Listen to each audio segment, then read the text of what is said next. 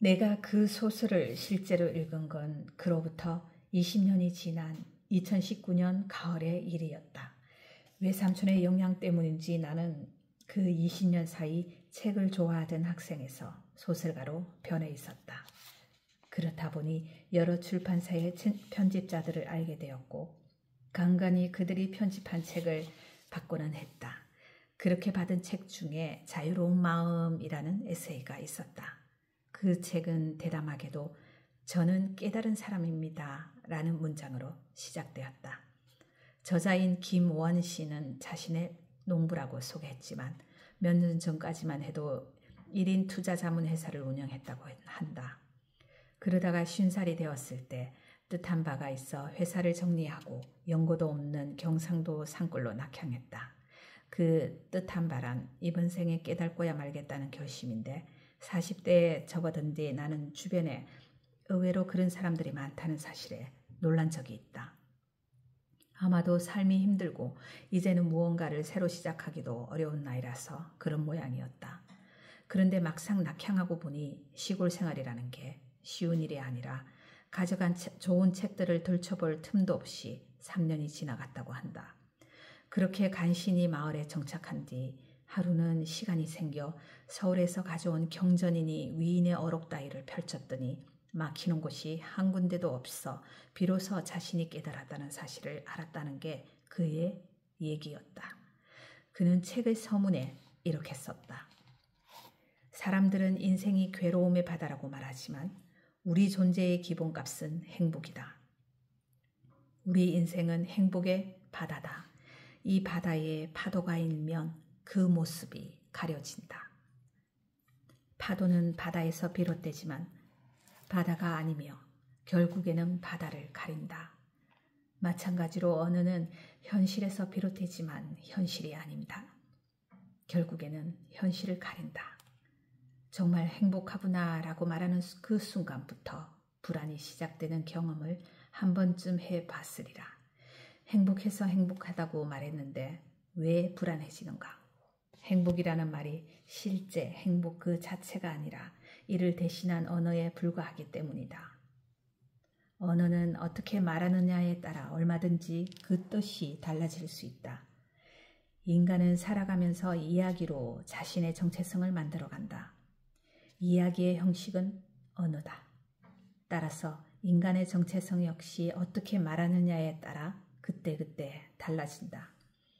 이렇듯 인간의 정체성은 허상이다.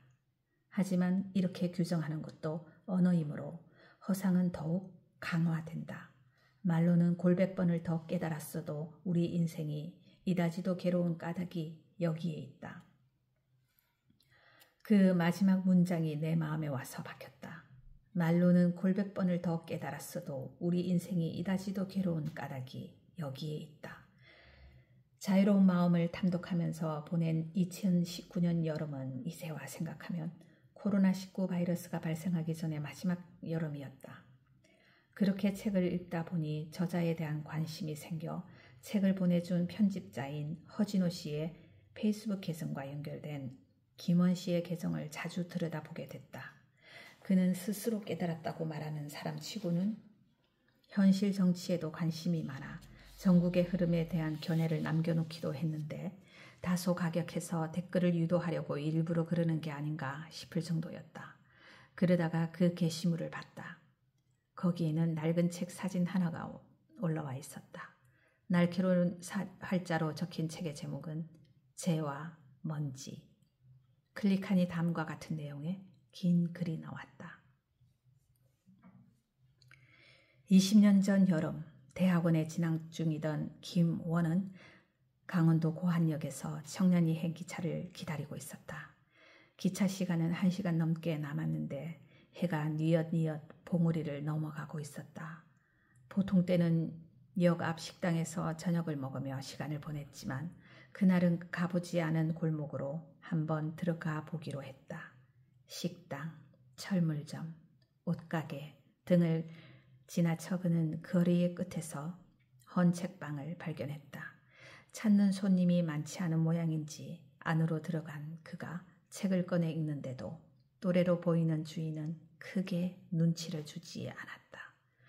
그렇게 그는 흐릿한 서점 불빛에 기대 이 책, 저 책 뽑아 펼치며 시간을 때웠다. 그러나 어떤 책을 펼쳐도 글자가 눈에 들어오지 않았다. 마음 깊은 곳에서부터 온몸을 불태워버릴 듯 화가 치밀어 오르기 있었기 때문이다. 그즈음 그는 카지노에 빠져 있었다. 카지노에서 그는 50대 50 확률의 게임에만 참여했다. 그것도 게임을 한다기보다 어느 한쪽이 5번 연속으로 나오면 그 반대쪽을 선택해서 들어갔다. 예컨대 동전을 던져 앞면이 6번 계속 나올 확률은 64분의 1, 즉 1.5%다. 뒤집어 생각하면 6번째에 그 반대쪽이 나올 확률은 98.5%다. 하지만 도박에서는 98.5%로도 1.5%에 지는 경우가 생긴다. 그것도 꽤 자주. 하지만 대학원생이던 그는 그래도 괜찮다고 생각했다. 그 다음에 2배의 금액을 다시 같은 쪽에 걸면 되니까. 7번째에 그 반대쪽이 나올 확률은 99% 이상이다. 물론 그럼에도 질 수 있다. 그래, 그게 도박이다. 그럼에도 괜찮다. 다시 2배 올린 금액을 같은 쪽에 건다. 이제부터는 절대 질 수 없는 게임이 시작되는 셈이니까. 카지노에는 여러 변수가 있지만 이게 그의 기본적인 전략이었다. 그런데 그날은 예상과 달리 내리 5번을 져서 31만 원을 날렸다. 그날 그는 주사위 3개를 던져 나온 숫자 합이 10까지는 소, 그 이상이면 대로 보고 배팅을 하는 다이사이에 들어갔다. 다이사이 테이블에서 소가 5번이나 나왔기 때문이었다. 그런데 그가 대에 걸기 시작한 뒤로도 소가 5번 더 나와 도합 10번이 되었다. 여기서부터 문제가 시작됐다. 그가 선택할 수 있는 건 3가지였다. 계속 대를 선택하는 것, 흐름은 바뀌었다고 보고 소를 선택하는 것, 거기서 그만두는 것. 스스로 세운 원칙에 따르면 최선의 선택은 거기서 그만두는 것이었다. 이런 돈을 만회하기 위해서는 6번째에 31만 원 이상을 걸어야만 하는데 그건 그가 가진 돈의 거의 전부였다. 최선의 선택은 계속 하던 대로 대에 거는 것이었다. 하지만 계속 소에 돈을 거는 사람이 있었다. 그 사람은 게임을 시작할 때의 기본만큼이나 확신에 차서 소에 돈을 걸고 있었다. 그가 연속으로 돈을 따자 하나둘씩 그를 따라갔다. 6번째에 이르러 김원은 심하게 흔들렸고 고민 끝에 대를 선택했다. 그리고 남은 돈을 다 잃었다.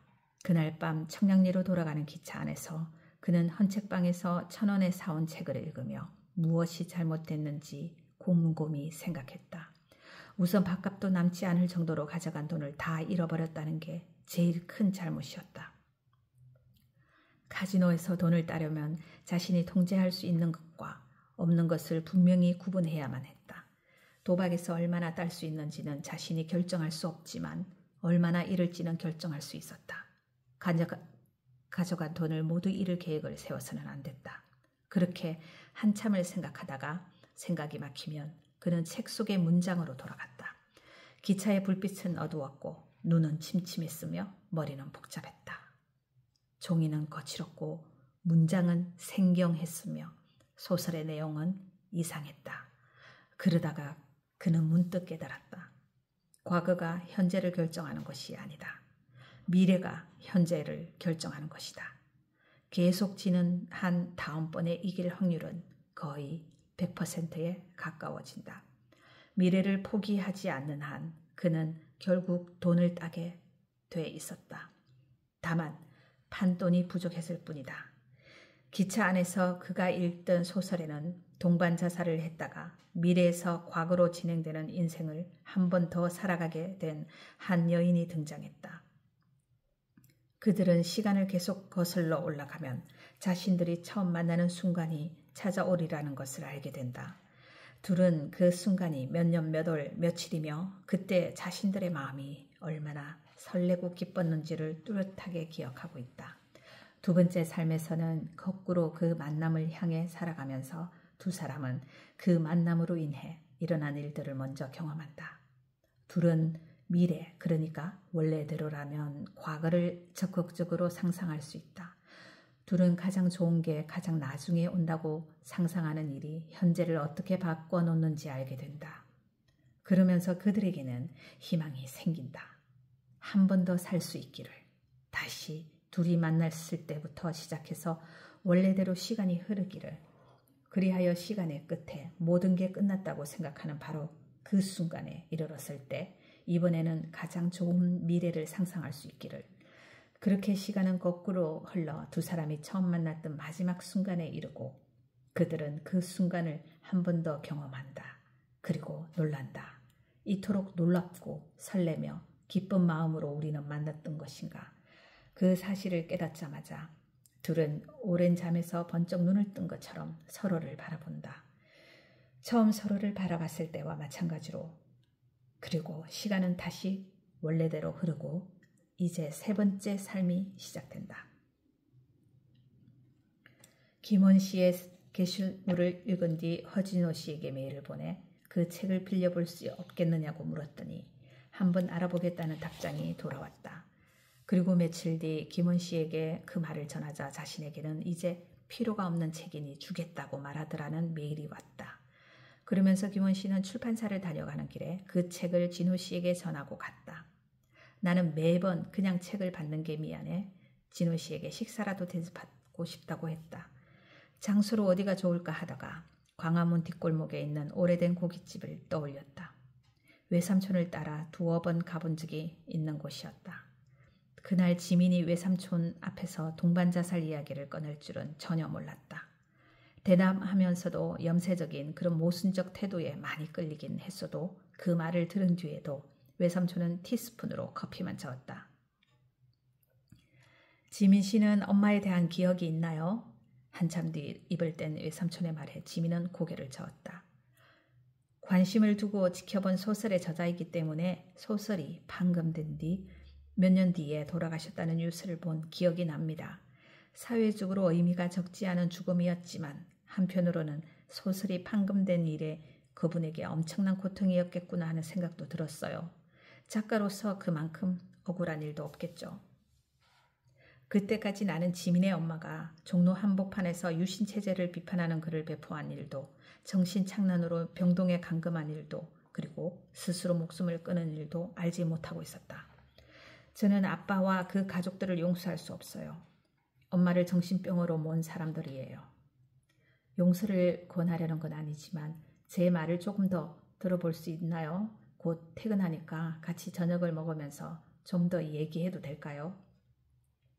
지민이 고개를 끄덕였다. 그녀는 떨고 있었다. 나는 손을 뻗어 그녀의 손을 잡았다. 그녀는 손을 빼지 않았다. 그게 시작이었다. 그렇게 20여 년이 전 여름과 마찬가지로 나는 40대 편집자를 만나러 광화문으로 향했다. 버스에서 내리니 광화문 일대는 신임 법무부 장관을 수호하거나 규탄하는 두 무리의 시위대로 어수선했다. 나는 20여 년 전과 비슷한 시각에 교보문고에 들렀다. 그 시절의 교보문고는 지금보다 천장이 낮고 더 어두웠으며 책의 종수는 더 많았다. 국내에서 출간된 책은 모두 교보문고 서가에 꽂혀 있는 것 같았다.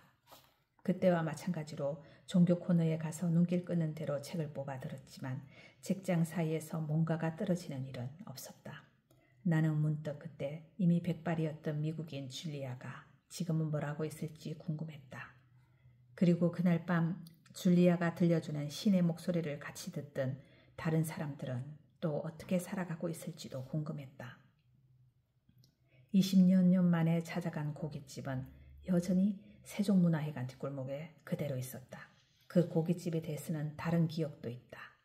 중학생 때였나 엄마를 따라 외삼촌을 만나러 서울에 온 적이 있었다. 서울 구경 가자고 해서 나선 길이었는데 엄마는 그 다음날 집으로 내려가고 나 혼자 사나흘 더 머물렀다. 그때 연락도 없이 갑자기 출판사로 찾아온 우리 앞에서도 외삼촌은 티스푼으로 커피를 열심히 저었다. 그러고 보면 엄마와 둘이서 기차 여행을 한 것은 그때가 처음이었다. 아주 오랜 시간이 흐른 뒤에야 나는 그때 엄마가 이혼할 결심을 했다는 사실을 우연히 알게 됐다. 그때 나는 외삼촌이 데려간 그 고깃집에서 고기에 정신이 팔려 외삼촌과 엄마가 나눈 대화를 귀담아 듣지 않았다. 그래서 외삼촌이 어떻게 엄마를 설득했는지 전혀 알지 못한다. 그렇기는 하지만 어떻게 설득했는지 알 것 같기도 하다. 아마 지민에게 말한 것과 비슷한 이야기를 하지 않았을까? 진호 씨와 식사를 마치고 광화문 내거리로 나왔는데도 거리는 시위대로 어수선했다. 우리는 언제까지 이럴까요? 다른 계기가 없다면 내년에도 후년에도 마찬가지가 아닐까요? 내 말에 진호 씨가 대답했다. 다른 계기라면?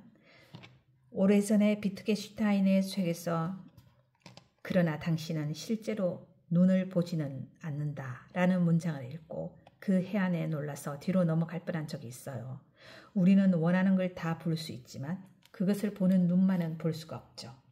보이지 않는 그 눈이 우리가 무엇을 보고 무엇을 보지 않을지를 결정하지요. 그러니까 다 본다고는 하지만 사실 우리는 우리 눈의 한계를 보고 있는 셈이에요. 책을 편집하다 보면 글도 마찬가지라고 생각이 들어요. 책의 모든 문장은 저자의 생각이 뻗어나갈 수 있는 한계의 한쪽에서만 나오죠. 그래서 모든 책은 저자 자신이에요. 그러니 책 속의 문장이 바뀌려면 저자가 달라져야만 해요. 그렇다면 제가 달라져야 이런 풍경이 바뀐다는 뜻인가요? 그게 내 앞의 세계를 바꾸는 방법이지요. 다른 생각을 한번 해보세요. 평소 해보지 않은 걸 시도해도 좋고요. 서핑을 배우거나 봉사활동을 한다거나 그게 아니라 결심만 해도 좋아요. 아무런 이유 없이 오늘부터 클래식 음악을 사랑하기로 결심한다거나 아주 사소할지라도 지금까지와는 다르게 살겠다고 결심하기만 하면 눈앞의 풍경이 바뀔 거예요. 진호 씨가 말했다. 그건 무척이나 놀라운 말이었다. 진호 씨를 만나고 집으로 돌아와 아내에게 재와 먼지를 내밀었을 때 그녀의 반응은 의외로 담담했다. 그 사이 엄마의 자살이라는 어린 시절의 트라우마에서 어느 정도는 벗어났기 때문이었다. 그보다 지민은 카지노에 갔다가 돈을 모두 잃었다는 김원 씨의 사연에 더 큰 관심을 보였다. 우리는 재와 먼지를 식탁에 올려놓고 맥주를 마시며 외삼촌을 만났던 1999년 여름에 대해 얘기했다. 서로 기억하지 못하는 부분을 채워가면서 이야기를 나누는 동안 자신은 곧 죽을 사람이니 같이 죽을 생각이 아니라면 다가오지 말라는 지민의 말에 어찌할 바를 모르던 20해 전의 내 모습이 점점 더 또렷해졌다. 아직은 40대였던 외삼촌은 고깃집 테이블에 마주 앉은 지민에게 다음과 같은 이야기를 들려줬다고 한다. 지민 씨의 엄마가 쓴 소설은 연인이 세 번째 삶을 살아가는 것으로 끝납니다. 세 번째 삶은 첫 번째 삶과 같은 방향으로 시간이 흐르니까 그들은 다시 한번 살아가는 셈입니다. 다른 점이 있다면 두 번째 삶의 방식대로 살아간다는 것이죠. 즉 인식의 패턴이 완전히 바뀌어 이미 일어난 일들이 아니라 앞으로 일어날 일들이 원인이 되어 현재의 일이 벌어진다고 생각하게 되는 것이죠. 그렇게 생각하면 어떤 일들이 일어날까요? 만약 지민 씨와 준이 앞으로 결혼하게 된다고 칩시다. 그 일을 원인으로 지금 이렇게 두 사람이 내 앞에 앉아 있다고 생각한다면 우리는 어떻게 달라질까요? 그 말에 나는 그런 사이가 아니라고 부정했다. 그러자 외삼촌은 사고 실험을 하는 것뿐이라고 말하고는 또 물었다. 그게 아니라 엄마의 자살이라는 과거의 불행한 일로 두 사람이 지금 이 자리에 있는 거라고 생각한다면 또 어떻게 될까요? 둘 다 생각뿐이잖아요.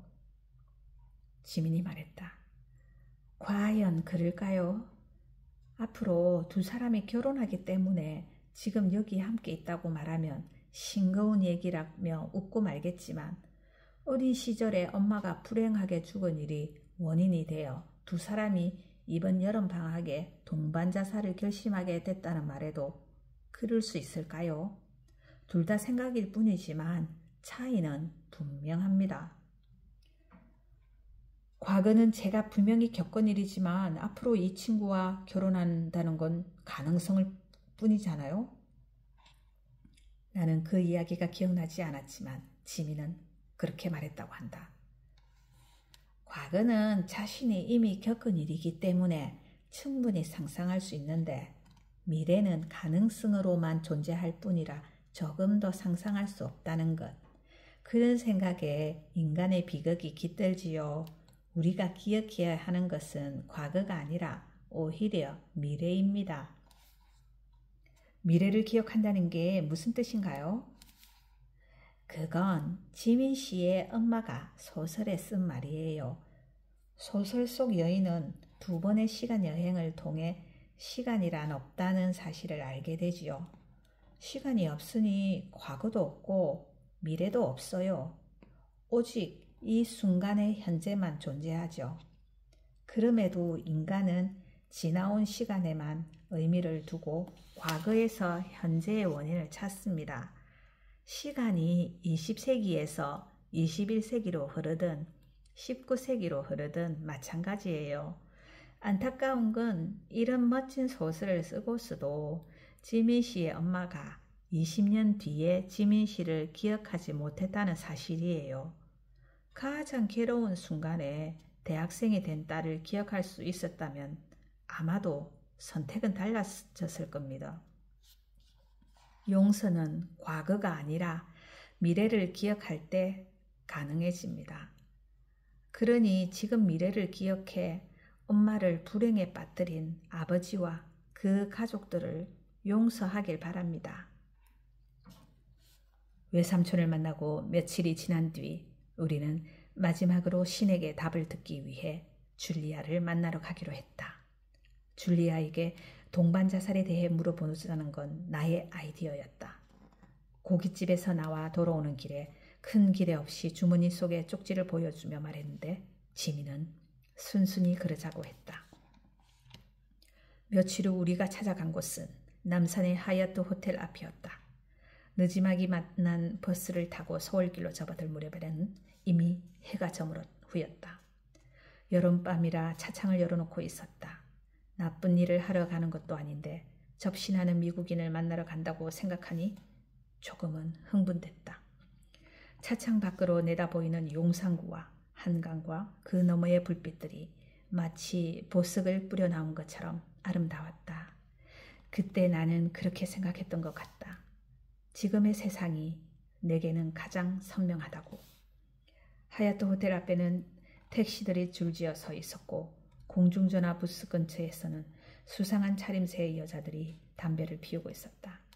거기서 쪽지에 적힌 번호로 전화를 거니 이름과 위치를 확인하고는 사람을 보낼 테니 호텔 옆으로 난 내리막길을 따라 걸어오라고 말을 했다. 우리는 손을 맞잡고 그 길을 따라 걸어갔다. 대부분의 말은 듣고 나면 흔적도 없이 사라지는데 어떤 말들은 씨앗처럼 우리 마음에 자리 잡는다. 만약 지민 씨와 준이 앞으로 결혼하게 된다고 칩시다. 라든 외삼촌의 말이 그랬다. 그 뒤로 어찌된 일인지 우리는 그야말로 고지곳대로 믿는 사람들처럼 행동했다. 안 보면 보고 싶고 만나면 헤어지기 싫었다. 날마다 서로를 안고 만졌다. 버스를 기다리던 정류장에서 칸막이가 쳐진 카페의 구석자리나 사람 없는 동시 상영관에서 서로에게서 떨어지는 순간을 참지 못했기에 그 여름 우리의 일부는 언제나 맞닿아 있었다. 그러므로 그녀가 죽기를 결심했다면 나도 그녀를 따라갔을 것이다. 20년 뒤의 지민, 지금의 그녀는 그런 내 말에 웃음을 터뜨리며 맥주를 마셨다. 정말? 물론이지. 그렇지만 그때 줄리아가 말했잖아. 죽어서는 안 된다고. 그런 말을 들으려고 그 밤에 남산 꼭대기까지 올라갔더니 하지만 그건 신의 말이었으니까. 어쩌면 그건 신의 말이 아니었을 수도 있어. 그럼 누구의 말이었다는 거야? 다음 이야기는 지민이 이어갔다. 우리가 얼마간 걸어 내려갔을 때 어떤 남자가 아래쪽에서 우리를 향해 손을 흔들었다. 그를 따라 도착한 곳은 널찍한 마당이 있는 2층짜리 단독주택이었다. 거기가 The Moment의 한국 지부가 있는 곳이라고 했다. 본래는 외국계 은행의 서울지사에서 일하는 미국인의 숙소였는데 그는 2층의 작은 방만 사용하기로 하고 1층 전체를 한국 지부를 위해 내놓았다고 했다. 걸어가는 동안 그런 설명을 돌려주길래 지민은 그 남자가 한국 지부에서 일하는 사람이라고 생각했으나 그 역시 쪽지를 보고 신의 대답을 듣기 위해 찾아온 사람 중 하나였다. 아까 김원이라는 사람이 얘기를 했잖아. 둘 중 하나를 계속 선택하는 도박에서는 지면 질수록 그 다음에 이길 확률이 100%에 수렴한다면서 그 남자도 비슷한 얘기를 했어. 약간 안 됐다는 듯이 우리를 바라보면서. 지금 1층 큰 방에는 되는 일이 하나도 없는 인생들이 모여 있어요.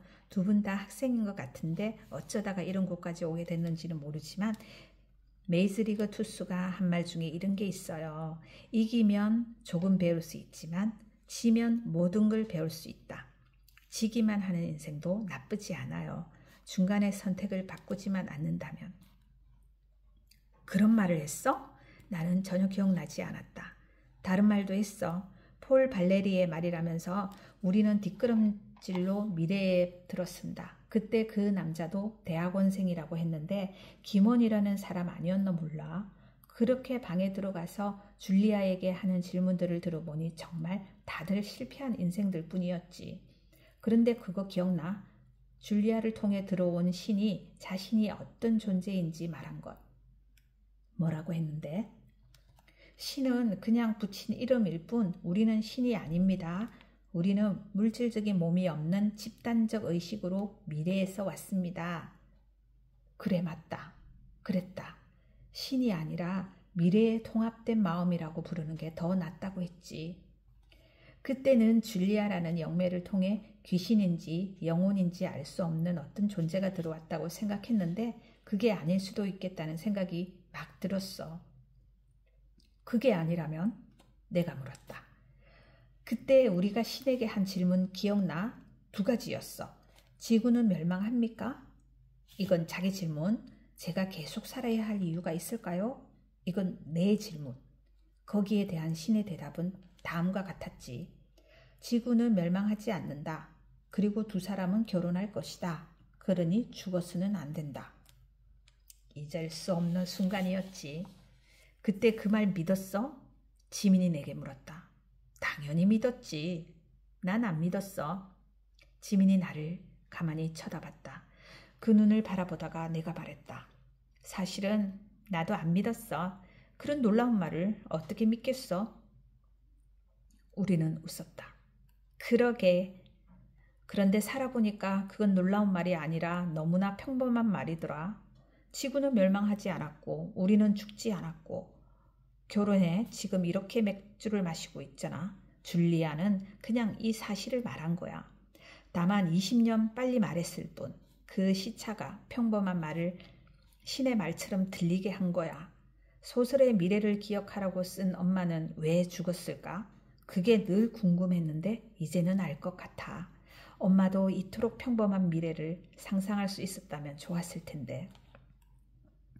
1999년 여름 1학기 종강 파티가 끝나고 지민이 내게 자신은 곧 죽을 사람이라고 말할 때만 해도 나 역시 이런 미래를 상상하지 못했다. 어릴 때 내가 상상한 미래는 지구 멸망이나 대지진, 변이 바이러스의 유행이나 제3차 세계대전 같은 끔찍한 것 아니면 우주여행과 자기 부상열차, 인공지능 등의 낙관적인 것이었다. 하지만 이제는 안다. 우리가 계속 지는 한이 있더라도 선택해야만 하는 건 이토록 평범한 미래라는 것을. 그리고 포기하지 않는 한 그 미래가 다가올 확률은 100%에 수렴한다는 것을. 1999년에 내게는 일어난 일과 일어나지 않은 일이 있었다. 미래를 기억하지 않는다면 일어나지 않았을 일과 일어날 일이었을지도 모르겠다.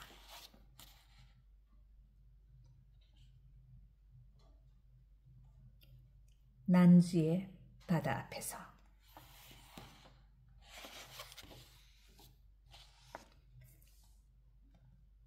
며칠 전 도착한 메일에는 바람에 대한 언급이 있었다. 강연 전 날에는 바람이 많이 불어 배가 결항될 수 있으니 하루 더 일찍 섬으로 들어와 달라는 것이었다. 정연은 섬 생활에 대해 아는 바가 많지 않았다. 그래서 메일 속 바람의 의미를 이해하지 못했다. 요청받은 대로 그는 강연일보다 이틀 먼저 출발했다. 지금 생각하면 다행이었다. 그날은 12월 중순이었지만 온화하고 맑은 하늘이 펼쳐져 있었다. 바람은 상쾌하다고 느껴질 정도였다. 섬의 선착장에서는 강연을 요청한 김 선생이 정연을 기다리고 있었다. 인사를 나눈 뒤 두 사람은 숙소까지 타고 갈 자동차가 있는 주차장으로 걸어갔다. 배 타고 오느라 힘드셨지요? 운전해서 주차장 빠져나오며 김 선생이 말했다. 바람이 많이 불 거라고 해서 조금 긴장했는데 배가 심하게 흔들리지는 않았습니다. 날씨도 아주 좋았고요. 지금은 날씨가 좋지만 내일부터는 나빠진다고 하네요. 묵으실 곳은 여기서 조금 떨어져 있어요. 마을 뒷산 너머에 있는 펜션이에요. 출발하고 얼마 지나지 않아 김 선생이 누군가를 발견하고 차를 멈췄다. 차장을 내린 그녀는 멀리 집 앞에서 서 있는 한 여자를 향해 손을 흔들며 내일 모레 3시예요. 꼭 오세요. 라고 외쳤다. 정연도 그 여자를 쳐다봤다. 마스크를 쓰지 않은 맨 얼굴이었다. 김 선생을 알아봤는지 그녀가 자동차 쪽을 향해 손을 흔들었다. 잊지 마세요. 라고 김 선생이 한 번 더 확인했다. 그러고는 차창을 올리며 정연에게 말했다.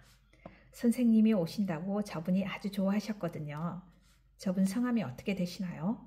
정연이 물었다. 손유미 선생님이라고 해요. 왜 그러시나요? 아, 혹시 제가 아는 분인가 싶었는데 아니네요.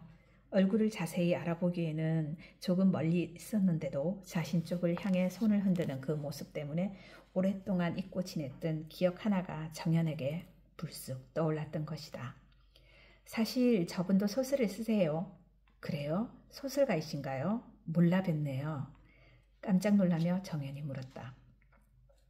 모르시는 게 당연해요. 아직 정식으로 출판된 책은 한 권도 없으니까요. 김 선생은 오르막으로 막 접어든 차를 다시 세우더니 뒷좌석에 있는 책 2권을 집어 그에게 건넸다.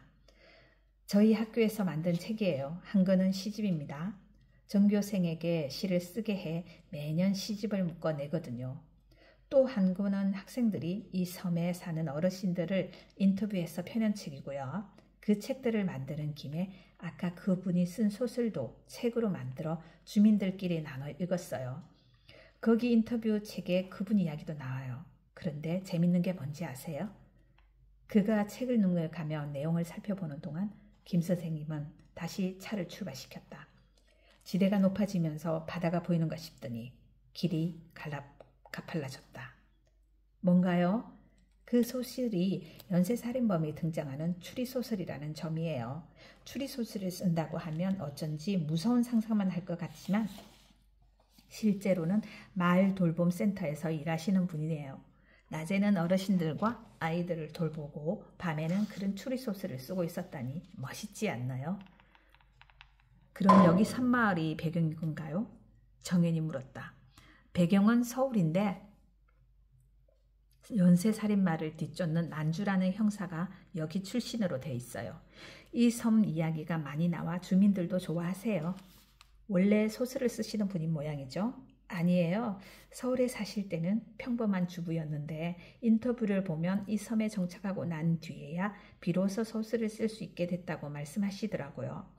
추리소설을 쓰는 게 어릴 때부터의 소원이었대요. 그럼 이 섬에 와서 꿈을 이룬 셈이네요. 아, 그런 셈이죠. 두 사람이 얘기하는 동안 자동차는 도로의 가장 높은 곳을 넘어갔다. 그 너머는 다시 바다로 향하는 내리막길로 멀리까지 시야가 트여 있었다. 언덕 아래로 해안과 바다와 구름과 하늘이 아름답게 펼쳐져 있었다. 숙소는 그 길의 왼편에 있었다. 주변에 다른 건물은 보이지 않았다. 머무는 동안 조용히 지낼 수 있겠다고 그는 생각했다. 남해의 한 섬에 있는 중학교에서 강연을 해달라는 요청이 들어온 건 반년 전인 2020년 여름의 일이었다. 그때까지는 이름만 들어왔을 뿐 정연은 그 섬이 정확히 어디에 있는지 조차 알지 못했다. 도착해보니 섬은 하나가 아니었다. 중학교가 있는 남쪽 섬 말고도 북쪽에 섬이 하나 더